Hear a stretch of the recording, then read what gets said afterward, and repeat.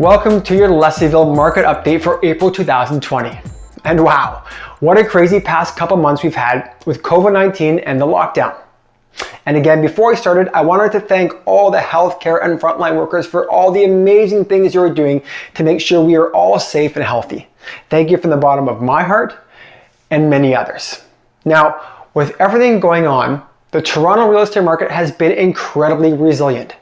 With March starting off so strong and then coming to a screeching halt mid-month, April was really the first full month where we could take a look at the stats and how the lockdown affected the market.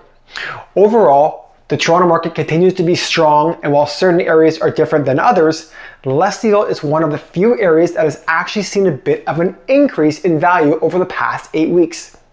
This really enforces that people want to live here and that it continues to be one of the most sought after neighborhoods in all of Toronto. Now, another reason why the Toronto market remained so resilient was because both sellers and buyers dropped out of the market at basically the same time. The number of listings were down about 65-70%, but as listings dried up, so did the amount of buyers actively looking to buy property. We continue to have very little inventory for buyers to choose from, and with only 0.8 months of inventory in Leslieville for April, it was still a strong seller's market. When the numbers hit between 4 to 6 months of inventory, that's when you start to get a more balanced market. So at 0.8 months of inventory, you get a sense of why pricing has remained so strong. So, where in the market we are seeing the most movement is for properties below 1 million. And even someone up to 1.5. But once you start getting above that price range, it really starts to drop off, especially for properties above 2 million where it has really slowed down. A lot of these sellers seem to be taking a wait and see type of approach. Most want to wait until things are a bit back to normal and when buyers are back in the market before putting their own property up for sale. A lot of these sellers will also be buyers, so most want to wait until there is more inventory to choose from. Now, with some restrictions being lifted in May, things will be a little different, and it will be interesting to see how the market reacts. How fast will buyers and sellers start to feel safe enough to get back in the market? For myself, I have a number of clients looking to buy or sell that want to wait until things are a bit more normal before jumping back in, whatever that new normal will be. For my sellers, aside from them feeling that it could be a bit of a health risk to their family by having people through their own home, there just aren't enough buyers back in the marketplace for them to feel like they are getting the most value for their property if listed today. For my buyers, aside from the obvious health risk from viewing properties, there isn't much inventory to choose from. I did, however, manage to pick up 2 great properties for my buyers at the end of April. Both buyers didn't have to worry about selling a property. One was currently renting and the other was purchasing an investment property.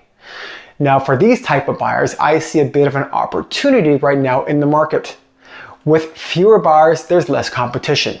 Most properties are priced at market value, so we aren't seeing too many bidding wars.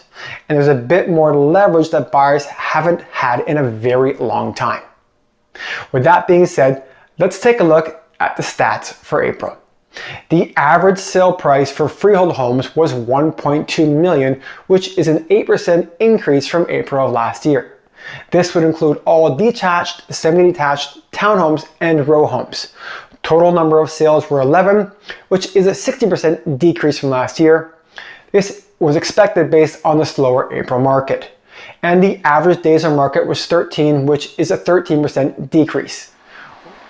Now, when we dig a little deeper, the months of inventory was only 1.4 for detached homes, 0.4 for semi-detached properties, and 0.8 for townhomes. This is very little inventory, which is why pricing is still strong in the Ville.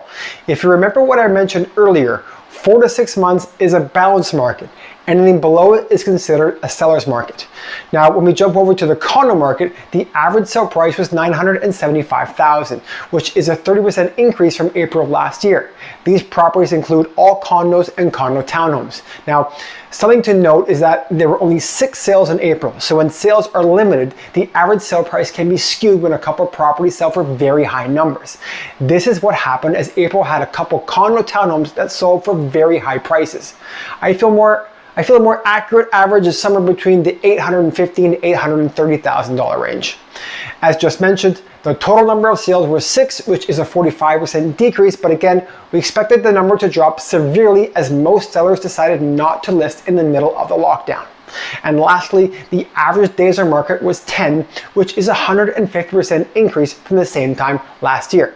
The months of inventory for condos in April was 0.8, so again, very low inventory means strong prices. Now, we have a long way to go, but once recovery begins, I feel it will likely start to accelerate an already strong Leslieville market. Now, I wanted to give a special shout out to the Leslieville BIA for keeping us informed about our community. With some of the restrictions being lifted, some of your favorite local businesses could be open for business, and the Leslieville BIA Instagram account is a great way to find out what's open, what services are available, and much more. So check out their stories, check out their posts to find out how we can all support our local businesses, which is so important during this time. Okay, so that's your Leslieville market update for April 2020. And as always, you can reach out to me directly for detailed stats in your specific neighborhood or condo building. Stay safe, stay healthy, and I'll see you next month with more stats.